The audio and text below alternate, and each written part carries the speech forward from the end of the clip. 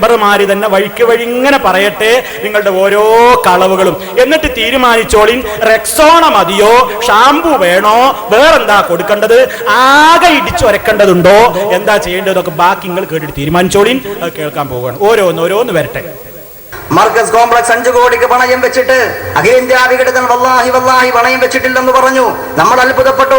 അപ്പോഴാണ് പ്രിയങ്കരനായ ഹസൻ സഖാഫി വിശദീകരിച്ചത്, ഉസ്താദിന്റെ സ്വഭാവം അങ്ങനെയാ, വല്ലാഹി പറഞ്ഞാൽ ശേഷം വരാൻ പോകുന്നത് കളവാണെന്ന് ഉറപ്പാ, വല്ലാഹി പറഞ്ഞാൽ പച്ചക്കള്ളമാണ്, അതുകൊണ്ട് നിങ്ങൾ വേണ്ട. അപ്പോഴാണ് നമുക്ക് സമാധാനമായത്. അതല്ലെങ്കിൽ നമ്മൾ അത്ഭുതപ്പെടില്ലേ? സമയത്ത് ഇത് പണയപ്പെടുത്തി എന്ന് എന്നോട് പറഞ്ഞത് ഒന്ന് എ പി അബൂബക്കർ മൗലവി തന്നെയാണ്. അയാൾ തന്നെയാണ് പറഞ്ഞത് പണയപ്പെടുത്തി എന്ന് പറഞ്ഞത്.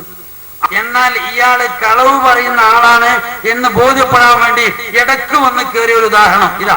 ഇത് കേരള ശബ്ദത്തിന്റെ മറ്റൊരു പതിപ്പാണ്. ഈ കേരള ശബ്ദത്തില് ഈ കോയത്തിൽ നെളിഞ്ഞിരുന്ന് കളവ് പറയാൻ നിങ്ങൾക്ക് കഴിയും മക്കളെ? അതുകൊണ്ട് ഇപ്പൊ മഴദനി ഇറങ്ങിയപ്പോഴാണല്ലോ ഇത് കുറച്ച് വലുതാവുന്ന് പേടിച്ചിട്ട് ഇല്ലാത്ത നോണ എ പി ഉസ്താദിന്റെ തിരുനാവ് കൊണ്ട്, ഇല്ലാത്ത നോണ എ പി ഉസ്താദിന്റെ തിരുനാവ് കൊണ്ട് എന്നെ പറ്റി പറഞ്ഞത്. അതിലെനിക്ക് വേദന ഉണ്ട്. ഹദീസിന് അർത്ഥം വെക്കുമ്പോ ശൈഖുന പറയും, വായ തുറന്നാലേ കളവ് പറയും. EMS നമ്പൂതിരിപ്പാടിന് വിക്ക് ഉണ്ടായപ്പോ അവർക്ക് പത്രക്കാർ ചോദിച്ചു, നിങ്ങൾക്ക് ഈ വിക്ക് എപ്പോഴുണ്ടോന്ന് ചോദിച്ചു. ഈ വിക്ക് നിങ്ങൾക്ക് എപ്പോഴുണ്ടോ ചോദിച്ചു. ഇല്ല, സംസാരിക്കുമ്പോഴുണ്ടാവാറുള്ളൂ. ഇതേ രൂപത്തിൽ കളവ് നാവ് പുറത്തേക്ക് കൊണ്ടുവരുമ്പോഴേ ഇവർക്ക് ഈ വിഷയമുള്ളൂ. അപ്പൊ ഈ ഒരു യാഥാർത്ഥ്യങ്ങളൊക്കെ ഉണ്ടാകുമ്പോഴും ഇയാൾ പറയുന്നത് മർക്കസ് പണയപ്പെടുത്തിയിട്ടില്ല. ഞാൻ വെറുതെ അല്ല ഇയാളെ കളവ് പറയുന്ന ആളാണ് പറഞ്ഞത്, പച്ചക്കള്ളം തന്നെയാണ് ഇയാൾ പറയാറുള്ളത്. അപ്പൊ പിടിച്ചു നിൽക്കാൻ വേണ്ടി, ഭൗതികമായ ഇവരുടെ രക്ഷയ്ക്ക് വേണ്ടി കളവ് പറയുക എന്നുള്ളത് ഇത് അല്ലാഹുവിന്റെ ദീനാണ്. ഇതല്ലാഹുവിന്റെ ദീനാണ്. ഷാർജയിൽ അദ്ദേഹത്തിന്റെ കൂടെ 8 റക്അത്ത് തറാവീഹ് നിസ്കാരത്തിൽ സംബന്ധിച്ച ഒട്ടനേകം ആളുകളെ എനിക്ക് പരിചയമുണ്ട്. നേരിൽ സംബന്ധിച്ച ആളുകൾ ഞാനുമായി കാര്യങ്ങൾ സംസാരിച്ചിട്ടുണ്ട്. അന്നും ഇദ്ദേഹത്തിന് പറ്റിയ അബദ്ധം ഒരു കളവ് പറഞ്ഞു. തറാവീഹ് നിസ്കാരം കഴിഞ്ഞ് വിവാദമായി. ഇയാളെ ഈ സ്വഭാവം ജനങ്ങൾ അറിഞ്ഞു. 8 റക്അത്ത് തറാവീഹ് ഏതോ അറബികൾക്ക് വേണ്ടി പള്ളിയിൽ വെച്ച് നിസ്കരിച്ചു. ഇവിടെ വന്ന് 20 റക്അത്ത് എന്ന് പറയുന്ന ആള് അവിടെ പോയി 8 നിസ്കരിച്ചപ്പോ അതൊരു പ്രശ്നമാണ് എന്ന് കണ്ടപ്പോ ഉടനെ പറഞ്ഞു, അങ്ങനെ ഞാൻ തറാവീഹ് 8 നിസ്കരിച്ചു, ഞാൻ 20 നിസ്കരിച്ചത്. പിന്നെ തെളിവുകൾ നിരത്തിയിട്ട് കണ്ട ആളുകൾ കാര്യം തുറന്നു പറയാൻ തുടങ്ങിയപ്പോ ഇയാള് പറഞ്ഞ്, ഞാൻ 8 റക്അത്ത് നിസ്കരിച്ച അയാള് സലാം വെട്ടി നിർത്തിയപ്പോ എനിക്ക് മനസ്സിലായി ഇത് 8 റക്അത്തേ ഉള്ളൂ. ഞാൻ ഉടനെ പോയിട്ട് വരാന്തയിൽ പോയിട്ട് ബാക്കി 12 പൂർത്തിയാക്കിയിട്ടുണ്ട്. അപ്പൊ പള്ളിക്ക് വരാന്തനല്ല. വിളിക്കലുണ്ടായിനോ? ഇതൊക്കെയാണോ ഔലിയാവിനെ ആലിമീങ്ങളെയും അപഹസിക്കാൻ വേണ്ടി പറയുന്ന പ്രയോഗങ്ങൾ? നാ കേട്ട പേരോടെ പുതിയ സംഭവം. അല്ലാഹു തആല എല്ലാറ്റിനും മുകളിലാണ് കേട്ടോ. ഇതാ 3ാമത്തൊരു മൗലിദ്. പ്രിയപ്പെട്ട പേരോടെ കളവ് പറയരുത്, പ്രിയപ്പെട്ട പേരോടെ കളവ് പറയരുത്. ഇത് പേരോട് കണ്ടിട്ടില്ലേ? ഇതിൽ റളിയല്ലാഹു അൻഹു ഇല്ലേ? എന്തുകൊണ്ട് മിണ്ടാതെന്നു? മറച്ചു വെച്ചത് എന്തിന്? ഇത് പേരോട് കണ്ടിട്ടില്ല എന്ന് പറയുകയാണെങ്കിൽ അവിടെ പിന്നെ പറയും. പറയാനാണ് കളവ് പറഞ്ഞാൽ കുടുങ്ങിപ്പോകും മക്കളെ. സത്യമാത്രം പറഞ്ഞാൽ ഒന്നും സംഭവിക്കൂല. വല്ല കുഴപ്പത്തിനും പെട്ടുപോയോ എന്നാ പറ്റിപ്പോയി എന്ന് പറഞ്ഞാൽ ഒരു കുഴപ്പം വരില്ല.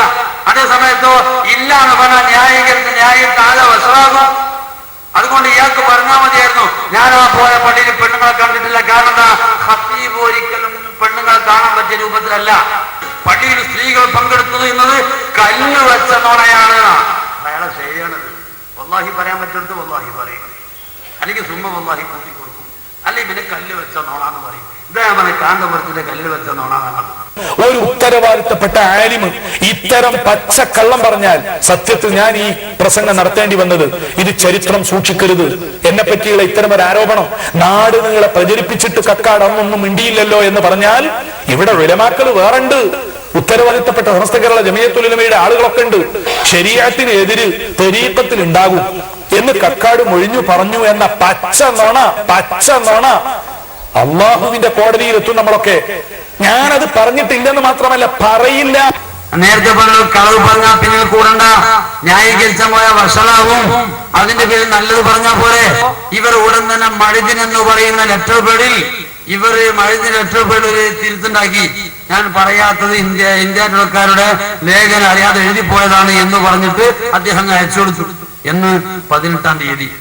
എന്നിട്ട് 19-ാം തീയതി സിറാജ് പത്രത്തിൽ വരിക, അത് 15-ാം തീയതി തന്നെ ഞാൻ തിരുത്തിയിട്ടുണ്ട് എന്ന് അയാൾ പറയുന്നത്. തിരുത്തിയിട്ടുണ്ടോ? ഇവര് മുഴുവനും കളവ് പറഞ്ഞാലും, അഖിലേന്ത്യാ സെക്രട്ടറി പറഞ്ഞാലും, അയാളെ മുരീദ് പറഞ്ഞാലും, ഓരോ ആത്മീയ നേതാക്കന്മാരൊക്കെ കളവ് പറഞ്ഞാലും, കളവ് പറയാത്ത ചില ഹിന്ദുക്കൾ പറയുന്നുണ്ട്. അതേതാ? മാംസബുക്കും സസ്യബുക്കും എന്നല്ല, നമ്മുടെ ഫാക്സ് മെഷീൻ. ഫാക്സ് മെഷീൻ സത്യം പറയാലോ, ഇന്ത്യ ടുഡേയിലേക്ക് ചെന്നൈ ഓഫീസിലേക്ക് 18-ാം തീയതി ചന്ദ്രിക ന്യൂസ് കണ്ടപ്പോ ഇവർ അന്നേരം അയച്ചു കൊടുത്ത ഫാക്സിന്റെ കോപ്പി ചന്ദ്രികയിലേക്ക് ഇന്ത്യ ടുഡേ മദ്രാസിലെ ഓഫീസിൽ നിന്ന് ഇങ്ങോട്ട് അയച്ചു കൊടുത്തു. അതിലുണ്ട് 18-ാം തീയതി ഉച്ചക്ക് 12:52 ഈ ഫാക്സ് ചെയ്തത്. സമയം കറക്റ്റ് കമ്പ്യൂട്ടറിൽ കാണിച്ചിട്ടുണ്ട്. ഇയാള് പറയാ 15-ാം തീയതി ഞാൻ അയച്ചിട്ടുണ്ട്. ഇത് കാക്കി ട്രൗസർ എടുത്ത് ശിഫായിമാരാണെങ്കിൽ അത് മോളെ പേറ്റൂട്ടി കൊണ്ടുപോണ്ടായിരുന്നു, അത് കത്ത് കൊണ്ടുവരാൻ കഴിഞ്ഞില്ല, 2 ദിവസം വൈകിയാന്ന് പറയും ശിഫായിമാരാണെങ്കിൽ. ഇത് ഫാക്സ് മെഷീനല്ല മക്കളെ. എല്ലാവരും നിങ്ങളെ പോലെ കളവ് പറയുന്ന ആളാ. അപ്പൊ ഇങ്ങനെ കളവ് പറയൽ മാത്രമാണ് ഇവരെ തൊഴിലെന്ന് ബോധ്യപ്പെടുന്നത്. ഇതൊക്കെ കൊണ്ടുവരുന്നത് അതെ, ഗംഭീരായിട്ടുണ്ട്. ഷെയ്ഖുനെ പഠിപ്പിച്ചു കൊടുക്കുന്ന ശുദ്ധ നോണ, ഷെയ്ഖുനെ പഠിപ്പിച്ചു കൊടുക്കുന്ന ശുദ്ധ നോണ ശിഷ്യൻ ഏറ്റു പറയാ. പ്രിയപ്പെട്ട പേരോടെ വസ്തുതാപരമായി കാര്യങ്ങൾ സംസാരിക്കാനാണ് ഞാൻ പറയുന്നത്. വിഘടിത സുന്നികൾ എന്ന് പറഞ്ഞ ഈ കൂട്ടർ വിഘടനവാദവുമായി സമസ്തയിൽ കലാപത്തിന്റെ കൊടി ഉയർത്തിക്കൊണ്ട് എന്ന് രംഗപ്രവേശം കുറിച്ചിട്ടുണ്ടോ? അന്ന് മുതലുണ്ട് ഇത്തരം കലാപത്തുകളെ കുറിച്ചുള്ള കേൾവി. നിങ്ങൾ ഓർക്കുന്നുണ്ടോ? വിഘടിത സംസ്ഥയുടെ നേതാവായിരുന്ന ഒരു തങ്ങൾ, അബ്ദുറഹ്മാൻ ഉള്ളാൾ തങ്ങൾ എന്ന പേര് തന്നെ വ്യാജമാണ്. കരുവന്തുരുത്തിക്കാരനായ തങ്ങൾ, ഉള്ളാൾ തങ്ങളുടെ പേര് പോലും കടമെടുത്തുകൊണ്ട് പറയപ്പെടുന്ന തങ്ങൾ. ഞാനതിനെ വിമർശിക്കുകയല്ല. അദ്ദേഹം അന്ന് അൽ ഐനിൽ പോയി.